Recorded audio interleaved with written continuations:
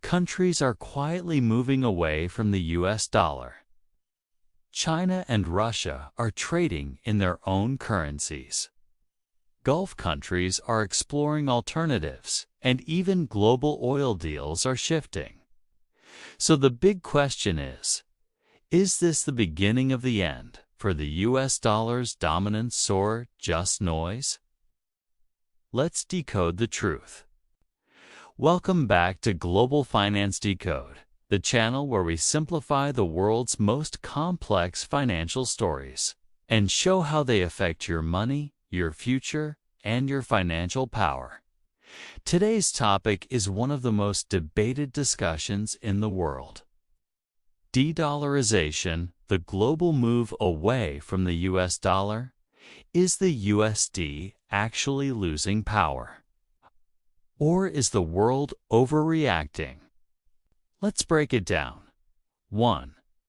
What is de-dollarization? De-dollarization simply means countries reducing their reliance on the US dollar for trade, savings, and global transactions. For decades, the USD has been the king of world finance. Almost 60% of global reserves, 80% of international trade, and most oil deals happen in dollars. But over the last decade, many nations, especially China, Russia, Iran, and BRICS countries have started searching for alternatives. 2. Why are countries moving away from the dollar? Sanctions and geopolitical pressure. One of the biggest reasons is U.S. sanctions. Countries like Russia and Iran are blocked from using the SWIFT system and U.S. banking channels. So naturally, they want financial systems where America cannot cut them off. Rise of China's economic power. China is now the world's largest exporter. It wants more global trade to happen in yuan instead of dollars. From energy deals to manufacturing agreements, China is pushing partners to use its currency. BRICS and regional currencies. BRICS nations, Brazil, Russia, India, China, South Africa with new members on the way, are building new systems, new payment channels, and even discussing a shared currency for international trade. Their oil deals shifting Saudi Arabia, UAE, and other Gulf nations are exploring oil transactions in yuan and other currencies.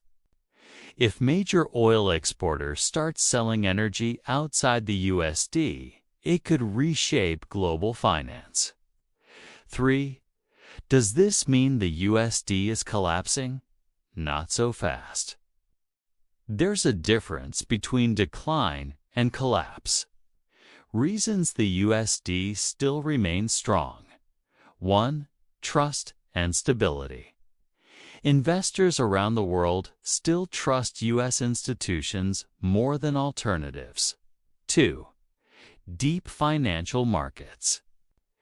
The U.S. bond market is the largest, safest, and most liquid market on Earth. 3. Global habit. Once the world uses a currency for decades, shifting away is slow and painful. 4.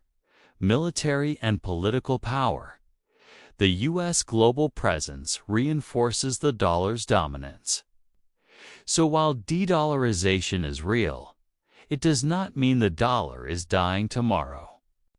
It simply means the world is becoming more diversified, not dollar-free. For what does this mean for you, whether you live in the US, UK, Middle East, or Asia? This shift affects exchange rates, global inflation, oil prices, import costs, investment opportunities. If the dollar weakens slowly, alternative assets like gold, real estate, and even some local currencies may become more attractive. But if the dollar remains stable, global markets will continue to rely on it. So is this the fall of the US dollar? Not exactly. The world is changing, new powers are rising, and global trade is slowly diversifying.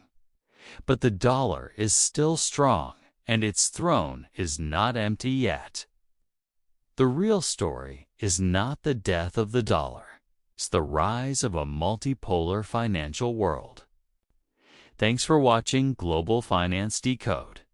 If you enjoyed this breakdown, make sure to like, comment, and subscribe for more financial insights. See you in the next video.